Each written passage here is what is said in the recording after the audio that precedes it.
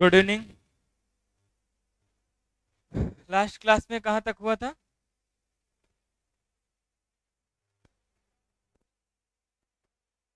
समाप्त हो गई थी।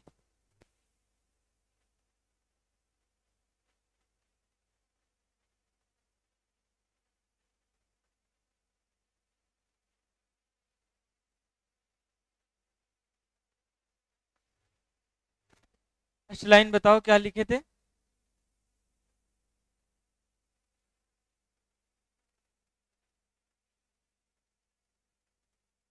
हमको लगता है सब बता तो दिए थे, लास्ट में 10 वचन वगैरह बताए थे ना? नहीं बताए थे? लो कॉपी देखें क्या था।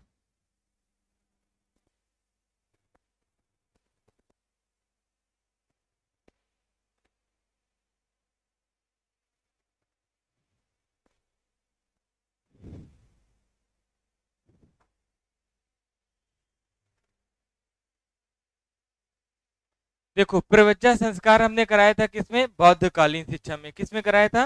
बौद्धकालीन शिक्षा में प्रवज्जा संस्कार। और प्रवज्जा संस्कार की बात करें तो आप कहते हो इसकी एज कितनी होती है? लगभग कितनी? 6 से 8। और SCERT कितना मानता है? SCERT कितना मानता है? 8 वर्ष। फिर आप कहते हो कि यहाँ पर अगर हम देखें प्रवज्जा संस्कार कराते हैं तो प्रवज्जा संस्कार में, और ये किसके लिए होता है? बौद्ध धर्म में। किसमें होता है? बौद्ध धर्म में। तो पहले बालकों को क्या करनी होती है? गुरु से विनती करनी होती है। विनती करने के बाद उनको क्या करना होता है? सर या बाल मुड़वाने होते हैं। बाल मुड़वाने के बाद पीले वस्त्र धारण करने होते हैं। पीले वस्त्र धारण करने के बाद क्या कराया जाता है? शरण त्रयी। ये सब लिखा है? लिखे हो? शरण त्रयी कराया जाता है। और शरण त्रयी में कौन क्या क्या बोला जाता है? बुद्धम शरणम गच्छामि, धम्मम शरणम गच्छामि और संघम शरणम गच्छामि। जब ये हो जाता था, होने के बाद हम उसका क्या क्या बोलते थे? श्रवण सामनेर, सिद्ध विहारक और नौ बिच्छू के नाम से। किस नाम से जानते थे? श्रवण सामनेर, दूसरा सिद्ध विहारक, और तीसरा किस नाम से? नौ बिच्छू। इस नाम से हम उसको जानने लग जाते थे। फिर इसके बाद हमने कहा कि यहां पर हम लोग क्या कराते थे? 6 माह तक सिद्धि रस्तु नामक बाल पोथी, सिद्धि रस्तु नामक बाल पोथी का अध्ययन कराते थे। इसमें कितने अध्याय होते थे? 12 अध्याय। और वर्णमाला के कितने अक्षर? 49 अक्षर। और कितने श्लोक होते हैं? 300 से अधिक श्लोक होते हैं। 300 से अधिक श्लोक। फिर इसके बाद आप कहते हो कि यहां पर इसको कितने माह पढ़ाते हैं? 6 माह। यहां तक हो गया था ना? इसके आगे का समझो। इसके बाद आप कहते हो कि यहां पर ये 6 माह तक पढ़ाने के बाद अब हम क्या कराएंगे? 6 माह पढ़ाने के बाद इनको 5 अन्य क्षेत्रों की जानकारी देंगे। कितने क्षेत्रों की? 5। कहा गया कि 5 अन्य क्षेत्रों की जानकारी दी जाएगी। 5 अन्य क्षेत्रों की जानकारी देंगे। और सबसे पहला जो होगा वो होगा शब्द विद्या। शब्द विद्या। दूसरा होगा तर्क विद्या, या इसी को किस नाम से बोलते हैं? हेतु विद्या। और तीसरा होगा चिकित्सा। चिकित्सा विद्या, सॉरी, चिकित्सा विद्या। और जो चौथा होगा वो होगा शिल्प विद्या।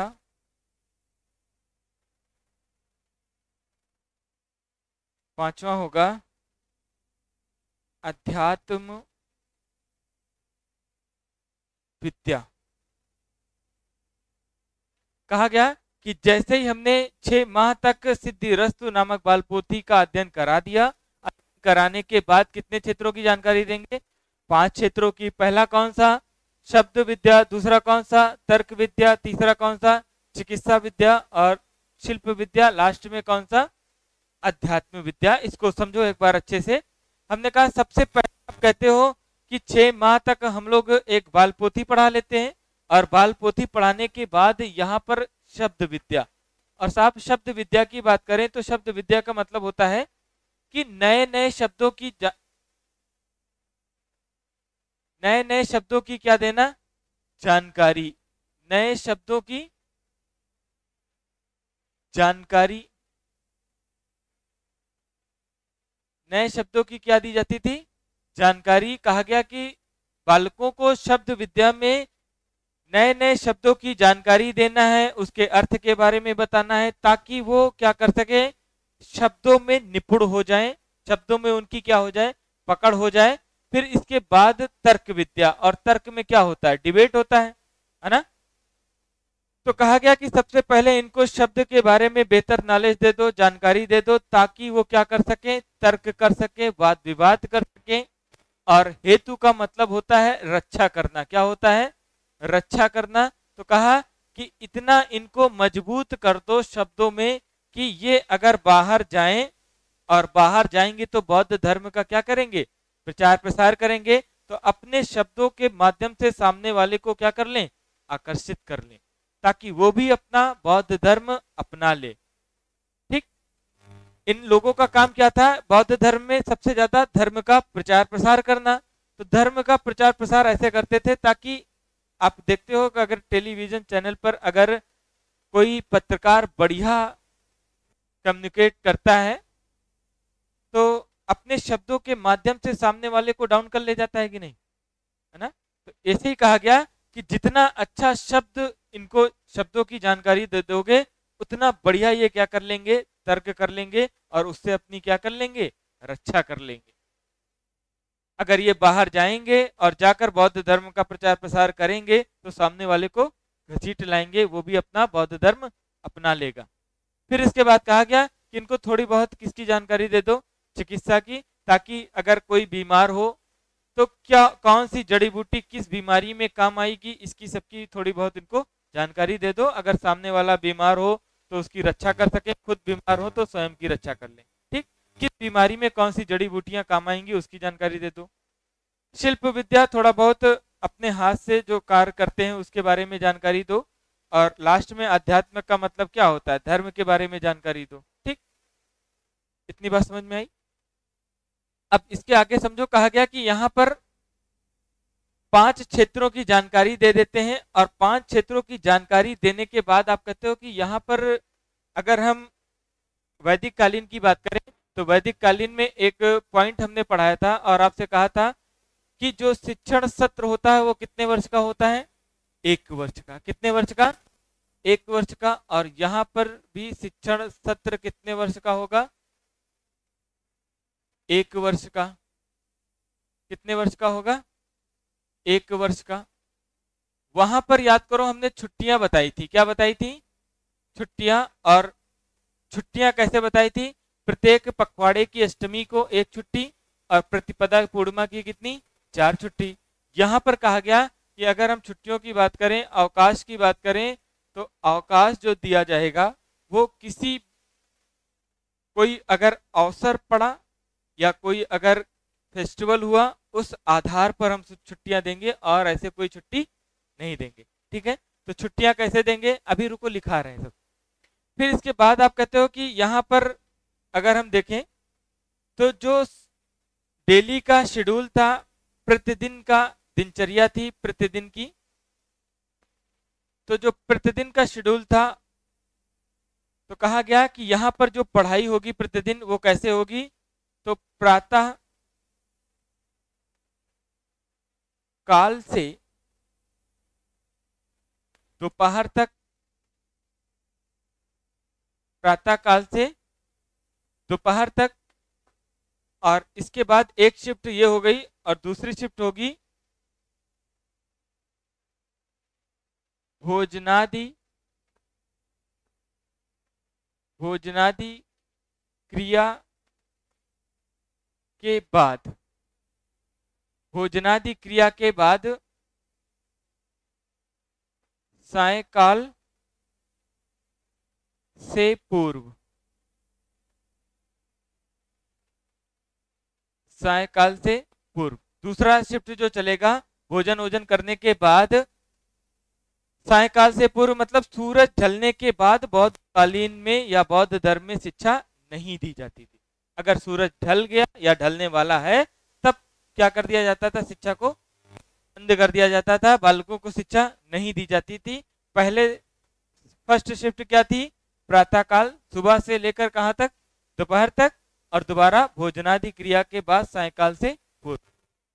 इसके बाद आप कहते हो कि यहां पर अगर और देखें तो गुरु और शिष्य का संबंध, गुरु और शिष्य का संबंध जो आप कहते हो, अगर वैदिक काल की बात करें तो वैदिक काल में क्या था, पिता और पुत्र, और यहां पर भी क्या है, पिता और पुत्र का कहा गया। गुरु और शिष्य का संबंध क्या होगा, पिता और पुत्र का होगा।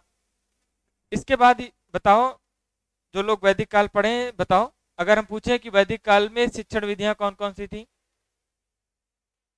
श्रवण मनन और निधिध्यासन, कौन कौन सी थी, श्रवण मनन और निधिध्यासन। और यहां पर अगर हम शिक्षण विधि की बात करें, शिक्षण विधि, तो कहा गया यहां पर जो शिक्षण विधि होगी वो होगी वाद विवाद,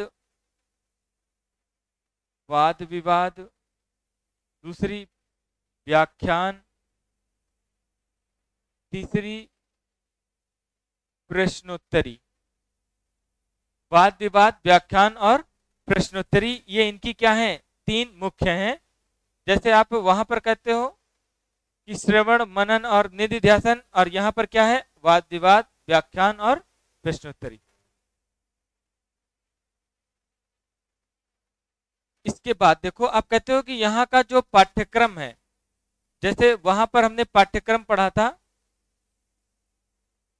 पाठ्यक्रम, तो आप कहते हो कि पाठ्यक्रम को वहां पर हमने कितने भागों में बांटा था, दो भागों में, एक आध्यात्मिक, दूसरा कौन सा, लौकिक। आध्यात्मिक को, लौकिक को आप, और यहां पर भी क्या है, आध्यात्मिक, आध्यात्मिक, और दूसरा कौन सा, लौकिक। अगर हम आध्यात्मिक की बात करें तो आप कहते हो कि यहां पर आध्यात्मिक में हम लोग क्या क्या पढ़ाएंगे, बौद्ध ग्रंथ, दूसरा बौद्ध साहित्य, तीसरा महावग्गा। इसके बाद हम लोग पढ़ाएंगे त्रिपिटक, और इस त्रिपिटक में क्या क्या आएगा, सुत्त पिटक,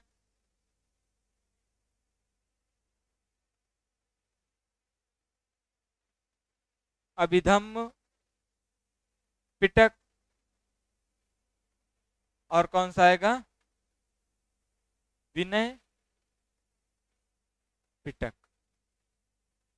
त्रिपिटक के अंतर्गत कौन कौन सा आता है, सुत्त पिटक, अभिधम्म पिटक और विनय पिटक। ठीक, ये तीन हमारे क्या कहलाते हैं, त्रिपिटक। क्या कहलाते हैं, त्रिपिटक। और इस त्रिपिटक के अंतर्गत कौन कौन सा, सुत्त पिटक, अभिधम्म पिटक और विनय पिटक, ये तीन ये अध्ययन कराते हैं। और महावग्गा एक ग्रंथ है इनका, उसका अध्ययन कराते हैं। बौद्ध साहित्य और बौद्ध ग्रंथ पढ़ाते हैं, किसमें, आध्यात्मिक में।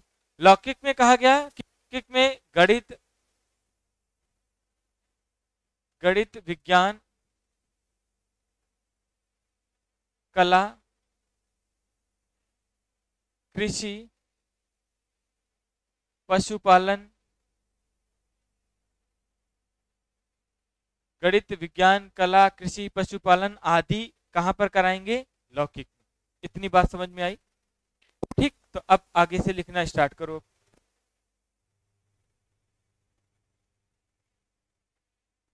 पांच क्षेत्रों की जान वो सिद्धिरस्तु नामक बाल पोथी तक लिखे हो ना, उसके बाद पॉइंट बना के लिखो।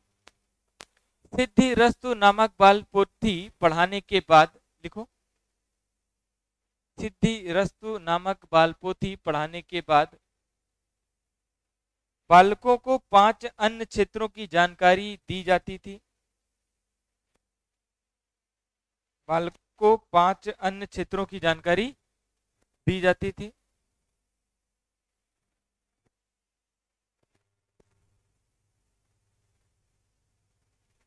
पांच क्षेत्र लिख लो, कौन कौन से थे? शब्द विद्या, तर्क विद्या या इसी को क्या बोलते हैं? हेतु विद्या, चिकित्सा विद्या, शिल्प विद्या और अध्यात्म विद्या।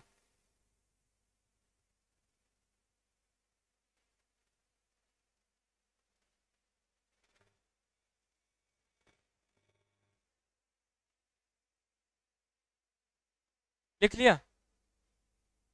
आगे लिखो।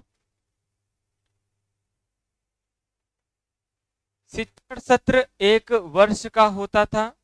आगे पॉइंट बना के लिखो। शिक्षण सत्र 1 वर्ष का होता था। शिक्षण सत्र 1 वर्ष का होता था।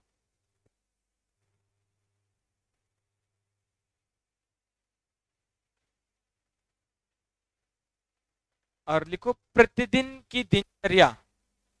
ऐसे पॉइंट, प्रतिदिन की दिनचर्या।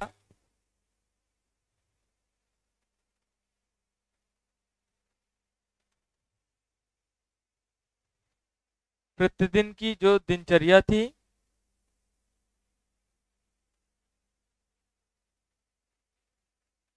वो क्या थी? प्रातः काल से दोपहर तक और भोजनादि क्रिया के बाद सायंकाल से पूर्व। प्रातः काल से दोपहर तक, भोजनादि क्रिया के बाद सायंकाल से पूर्व।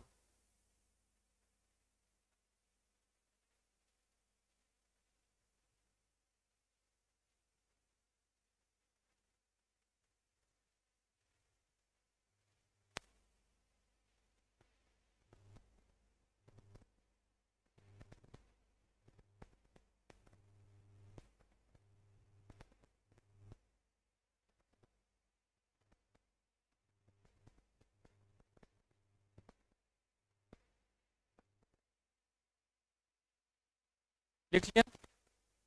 अगला लिखो। ऐसे लिख लो, गुरु और शिष्य का संबंध क्या है? पिता पुत्र। गुरु और शिष्य का संबंध पिता पुत्र।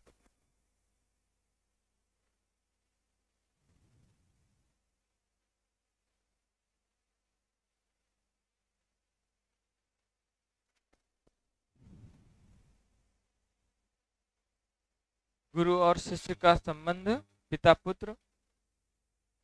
और शिक्षण विधि वाद विवाद व्याख्यान प्रश्नोत्तरी।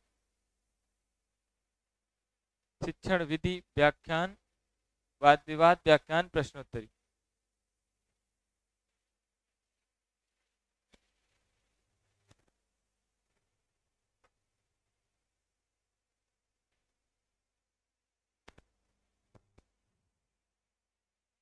अगला लिखो, एक पॉइंट और लिखो, शिक्षा की पद्धति।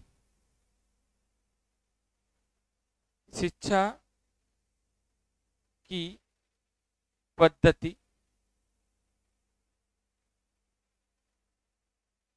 तो याद करो, शिक्षा की पद्धति वैदिक कालीन शिक्षा में व्यक्तिगत थी। कैसी थी? व्यक्तिगत थी। और यहाँ पर क्या है? सामूहिक है। सामूहिक।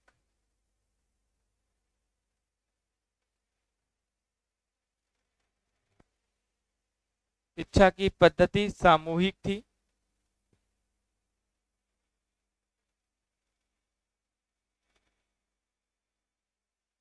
अब इसके बाद पाठ्यक्रम डाल के हेडिंग और ऐसे बना लो पाठ्यक्रम।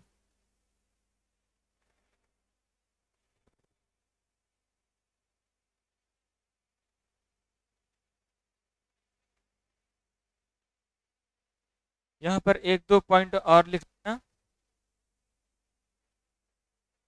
तर्कशास्त्र,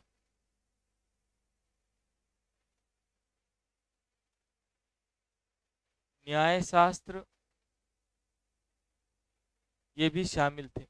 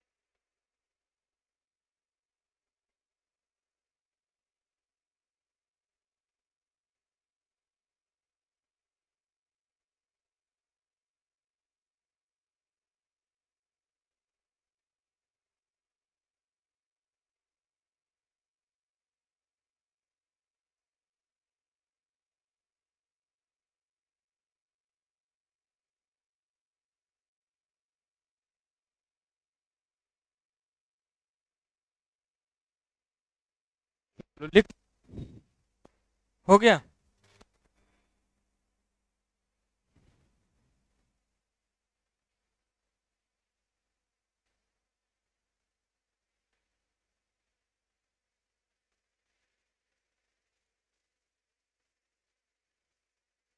देखो, जैसे हमारा ये पाठ्यक्रम हो जाता है, शिक्षण विधि हो जाती है, शिक्षण पद्धति हो जाती है, सब कुछ समाप्त हो जाता है, तो लास्ट में हम लोग एक सेरेमनी कराते हैं और उसको बोलते हैं उपसंपदा,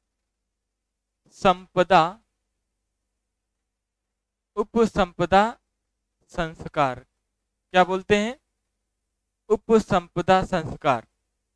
और उपसंपदा संस्कार जब कराते हैं तो यहाँ पर दो बातें ध्यान में रखी जाती है। कहा गया उपसंपदा संस्कार की जो आयु होगी वो कितनी होगी? 20 वर्ष। 20 वर्ष का जब बालक हो जाता है लगभग, तो उसका हम क्या कराते हैं? उपसंपदा संस्कार। यहाँ पर कहते हो आप कि जैसे बौद्ध धर्म की हमारी शिक्षा समाप्त हो गई, तो जैसे वैदिक काल में हमारी शिक्षा समाप्त हुई तो हम क्या कराए थे? समापवर्तन संस्कार। और यहाँ पर क्या करा रहे हैं? उपसंपदा संस्कार। अब यहाँ पर चूज ये होता है कि बालक के ऊपर डिपेंड करता है कि अगर वो चाहे तो उच्च शिक्षा प्राप्त करे और चाहे तो गृहस्थी जीवन में चला जाए। ठीक, लेकिन चाहे वो उच्च शिक्षा में जाए और चाहे उसको 10 से 12 वचन लेने होते थे। कितने वचन? 10 से 12 वचन लेकर तभी वो मठ या संघ या विहार को छोड़ सकता था। तो कहा गया कि अगर उच्च शिक्षा के लिए जाना चाहता है तो उच्च शिक्षा के केंद्र बने थे,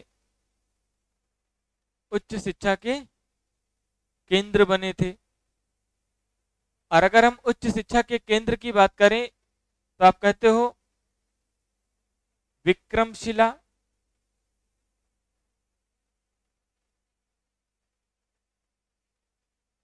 विक्रमशिला, तक्षशिला,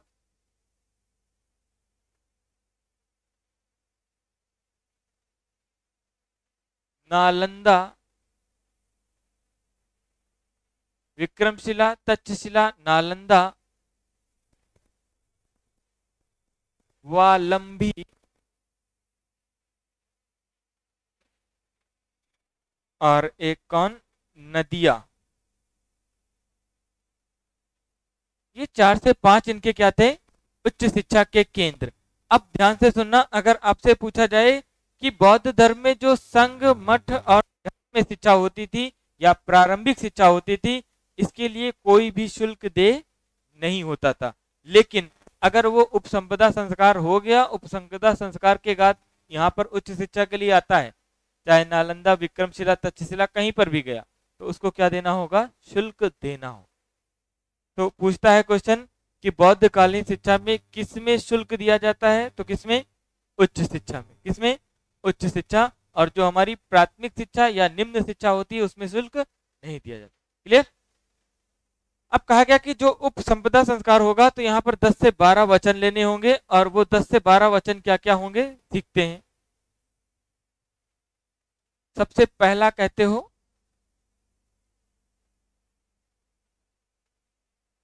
चोरी करना, ना करना, चोरी ना करना। दूसरा पॉइंट, झूठ ना बोलना। तीसरा, वृक्ष के नीचे सोना।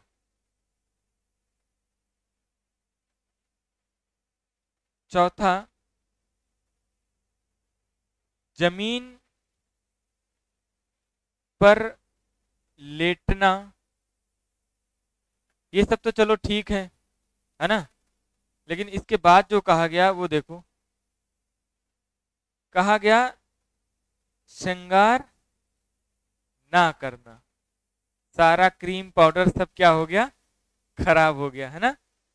कहा गया श्रृंगार ना करना, ठीक।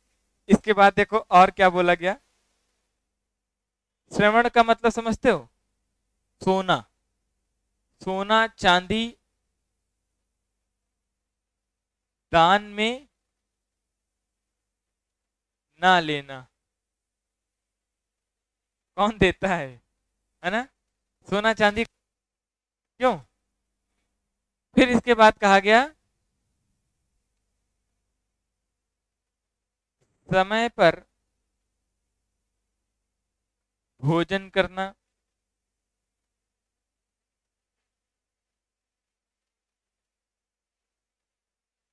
साधारण वस्त्र पहनना।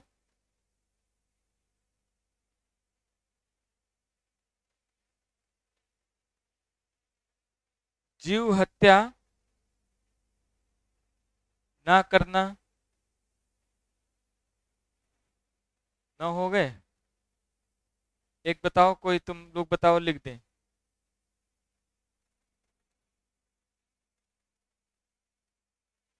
बताओ।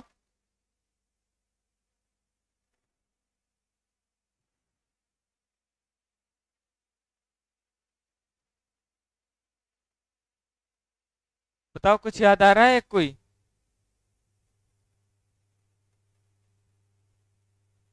मादक पदार्थों का सेवन ना करना।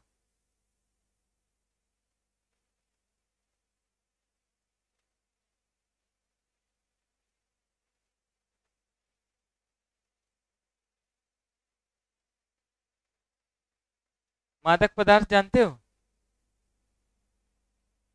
मादक पदार्थ पता है क्या, दारू।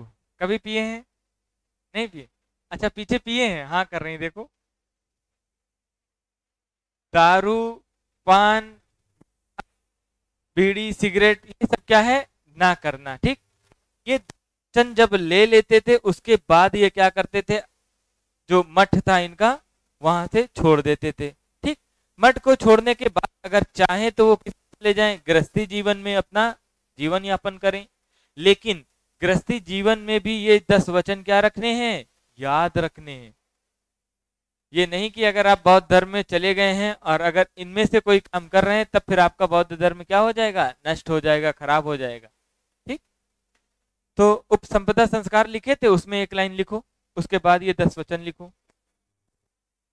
लिखो, मठ संघ या विहार, मठ संघ विहार, मठ संघ विहार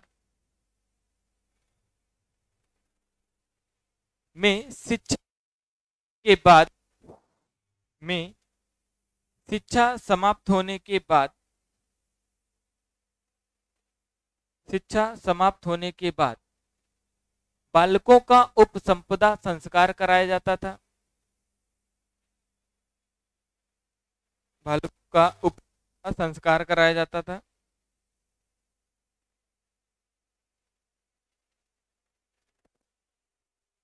अगला पॉइंट लिखो, उपसंपदा संस्कार की आयु, उपसंपदा संस्कार की आयु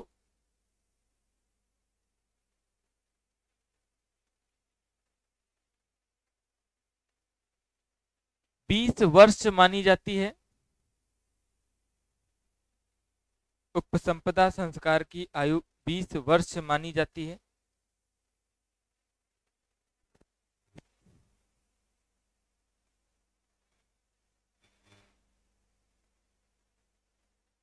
अगला पॉइंट लिखो, उपसंपदा संस्कार कराते समय,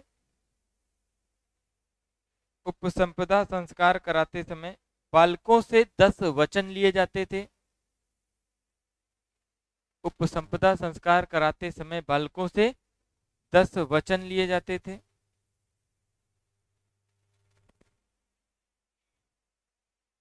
बालकों से 10 वचन लिए जाते थे। अब ये 10 वचन लिख डालो, 10 वचन लिख लो और उच्च शिक्षा के केंद्र लिख लो।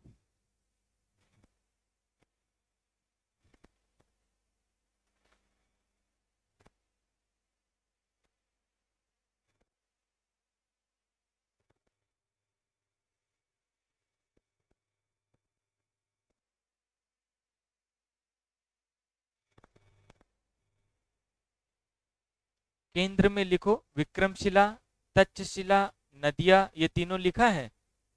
और जो नहीं लिखा है वो देख लो, सुनो, वालंबी, वालंबी, वालंबी, तक्षशिला।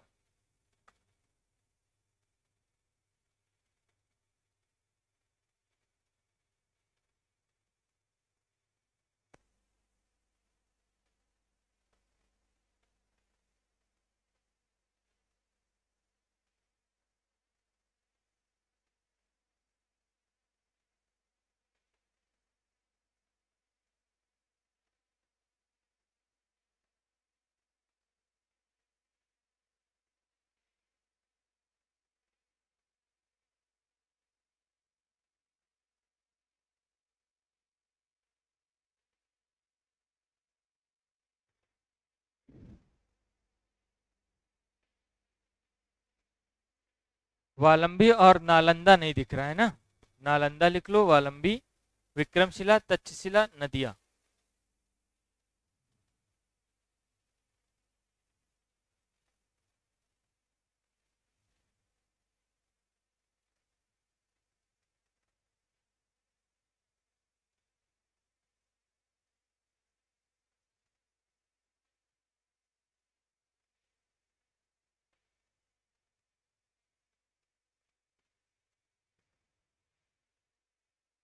लिख लिए।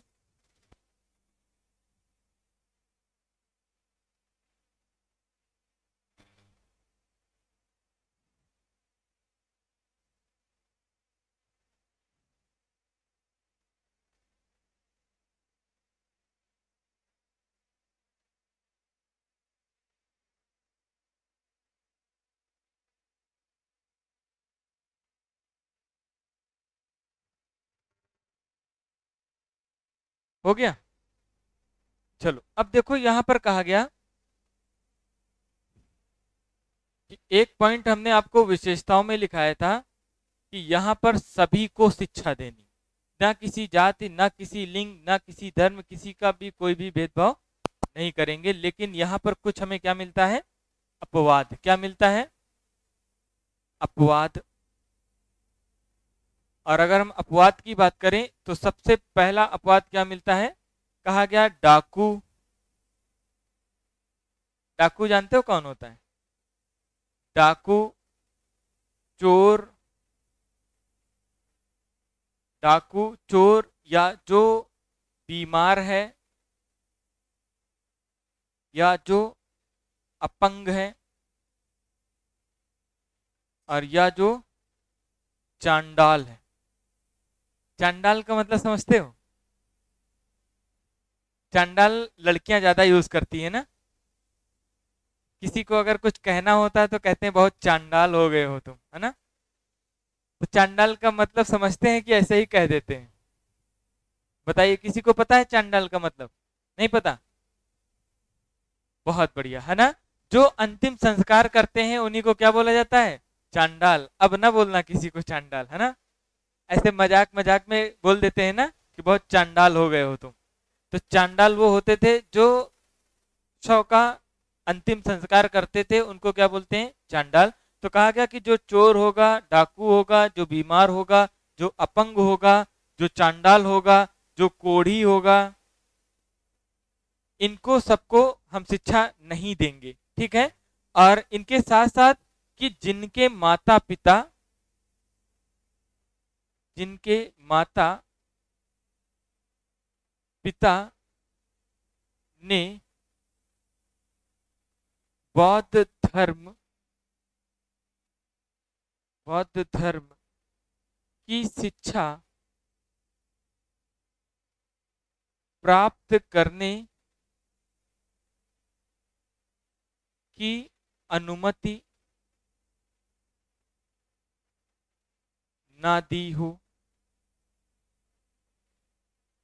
ना दी हो, इन सब को, इन सबको, इन सब को, इन सबको बौद्ध धर्म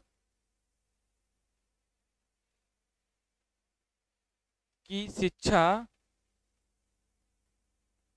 नहीं दी जाएगी।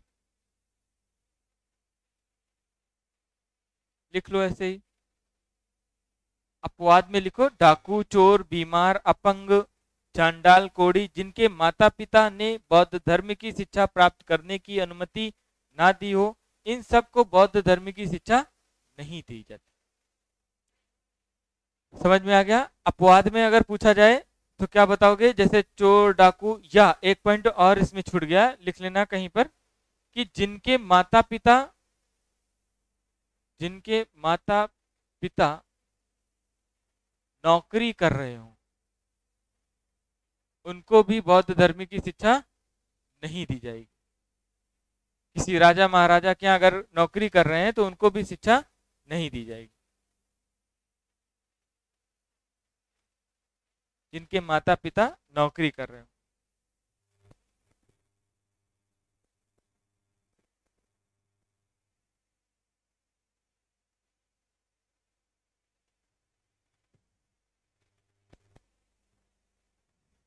तो आप कह सकते हो कि बौद्ध धर्म सभी के लिए शिक्षा व्यवस्था थी, लेकिन कुछ हमें क्या मिलता है? अपवाद मिलता है। और अपवाद में क्या है? सामने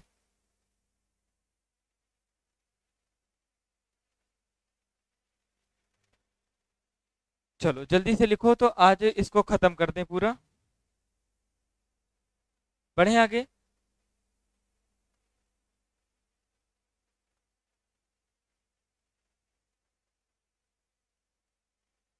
अब देखो पूरी हमारी शिक्षा व्यवस्था क्या हो गई? समाप्त हो गई। तो लास्ट में हम क्या देंगे? कमी। इस शिक्षा व्यवस्था में क्या क्या कमी रही? तो सबसे पहली कमी रही कि इन्होंने धार्मिक शिक्षा को बढ़ावा दिया। फिर दूसरी कमी रही कि स्त्रियों को शिक्षा में समान अवसर नहीं दिया गया। स्त्रियों को शिक्षा में समान अवसर नहीं दिया गया।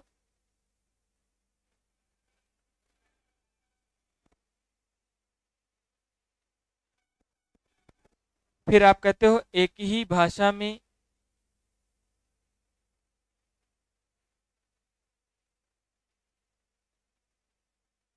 शिक्षा दी गई।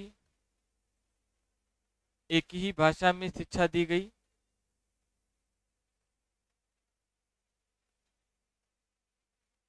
हस्तकार्य को बढ़ावा नहीं दिया गया। हस्तकार्य को बढ़ावा नहीं दिया गया।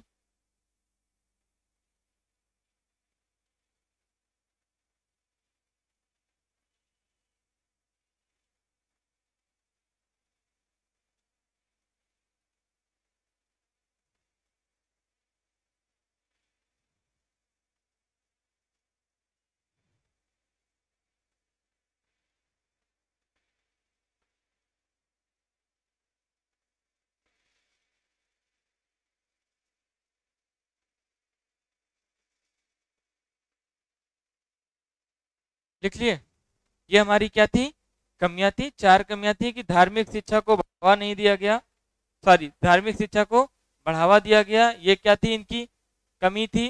स्त्रियों को शिक्षा में समान अवसर नहीं दिया गया। जैसे आप कहते हो कि गौतमी प्रजापति जब गौतम बुद्ध से कहती है, तभी तो आप कहते हो कि सबसे पहली महिला कौन थी?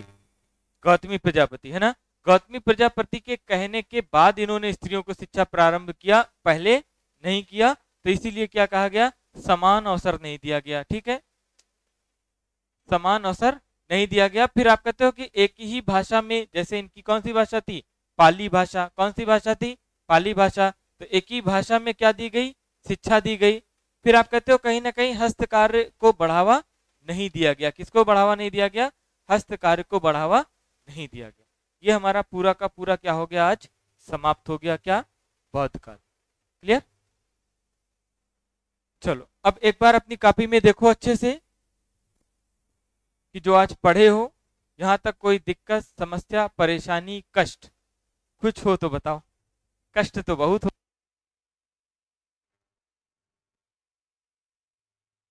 अरे कष्ट तमाम होते हैं। यहाँ पर 2 घंटे के लिए आ गए, यही क्या कम है ना।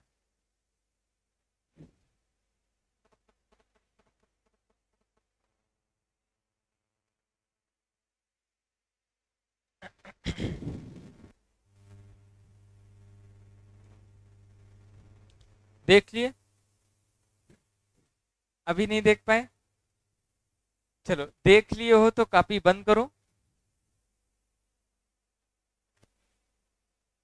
कॉपी बंद करो और इधर देखो, सारा रिवीजन करा देते हैं ना।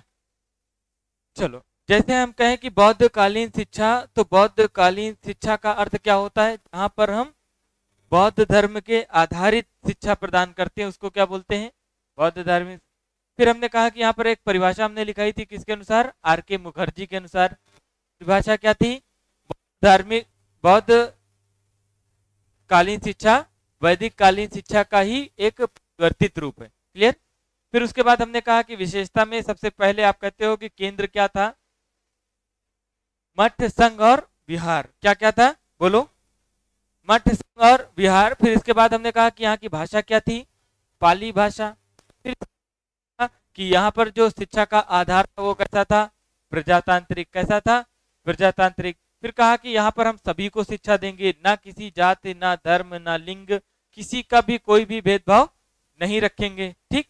फिर इसके बाद उद्देश्य, और उद्देश्य में सबसे पहला उद्देश्य क्या? निर्वाण की प्राप्ति। क्या? निर्वाण की प्राप्ति, सत्य की खोज।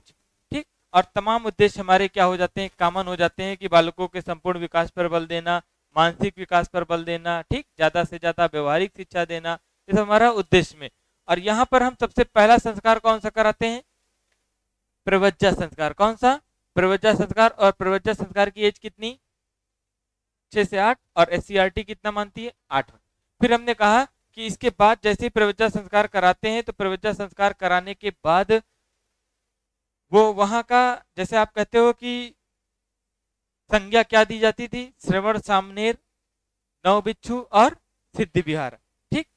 इसके बाद जो आज हम लोगों ने पढ़ा, तो प्रवज्जा संस्कार के बाद हमने कहा कि 6 माह तक क्या पढ़ाते थे? सिद्धि रस्तु नामक बाल पोथी। सिद्धि रस्तु नामक बाल पोथी पढ़ाने के बाद हम लोग क्या कराते थे? 5 क्षेत्रों की जानकारी। कितने क्षेत्रों की? 5। पहला कौन सा? शब्द विद्या। दूसरा कौन सा? तर्क विद्या या हेतु विद्या। तीसरा कौन सा? चिकित्सा विद्या। चौथा कौन सा? शिल्प विद्या। 5वां कौन सा? अध्यात्म विद्या। क्लियर? इसकी जानकारी देने के बाद आप कहते हो कि यहाँ का जो प्रतिदिन की दिनचर्या थी वो क्या थी? प्रातः काल से दोपहर तक, फिर भोजनादि क्रिया के बाद सायकाल से पूर्व। फिर आप कहते हो गुरु और शिष्य के बीच में संबंध क्या था? पिता पुत्र। शिक्षण विधियां कौन कौन सी थी? वाद विवाद, व्याख्यान और प्रश्नोत्तरी। कौन कौन सी थी? वाद विवाद, व्याख्यान और प्रश्नोत्तरी। और जो शिक्षा की पद्धति थी वो कैसी थी? सामूहिक थी। कैसी थी? सामूहिक थी। और अगर हम वैदिक काल की बात करें तो वैदिक काल में क्या थी? व्यक्तिगत थी। क्लियर? फिर इसके बाद आप कहते हो कि यहाँ पर जब ये सारी चीजें हो जाती हैं तो हम क्या कराते हैं? हाँ, एक पाठ्यक्रम की बात। अगर हम पाठ्यक्रम की बात करें तो पाठ्यक्रम कितने भागों में? 2 भागों में। एक आध्यात्मिक, दूसरा कौन सा? लौकिक। आध्यात्मिक की बात करें तो बौद्ध ग्रंथ, बौद्ध साहित्य, महावग्गा और इसके बाद त्रिपिटक। त्रिपिटक में कौन कौन सा? सूत्र पिटक, अभिधम्म पिटक और विनय पिटक। क्लियर? इसके बाद आते हैं किसमें? लौकिक में। लौकिक में हमने कहा गणित, विज्ञान, कला, तर्कशास्त्र और न्याय शास्त्र, ये जोड़ दिया गया। ठीक। इसके बाद आए, हमने कहा कौन सा संस्कार कराएंगे? उपसंपदा संस्कार। कौन सा? उपसंपदा संस्कार। और उपसंपदा संस्कार की एज कितनी होगी? 20 वर्ष। और यहाँ पर कहा गया कितने वचन लेने होंगे? 10 वचन। और अगर चाहे तो किसमें चला जाए? गृहस्थी जीवन में। और चाहे तो उच्च शिक्षा। और उच्च शिक्षा के केंद्र क्या बनाए गए थे? नालंदा, वालंबी, तक्षशिला, विक्रमशिला और नदिया। ठीक। फिर आप कहते हो कि 10 वचन में याद ही हो गए होंगे कौन कौन से, है ना? फिर अपवाद में क्या क्या था कि किसको किसको शिक्षा नहीं दी जाती थी? चोर, डाकू, चांडाल, है ना, इनको सबको क्या शिक्षा नहीं दी जाती थी। और जिनके माता पिता ने अगर बौद्ध धर्म की शिक्षा अपनाने की अनुमति ना दी हो, उनको भी शिक्षा नहीं दी जाती थी। क्लियर? इसके बाद हमने कमियां बताई। सबसे पहली कमी क्या थी? धार्मिक शिक्षा को बढ़ावा दिया गया। दूसरी कमी क्या थी? स्त्रियों को समान अवसर नहीं दिया गया। तीसरी कमी क्या थी? एक ही भाषा थी। हस्त कार्य को बढ़ावा नहीं दिया गया। ठीक। चलो आज के लिए इतने ही रखते हैं। धन्यवाद।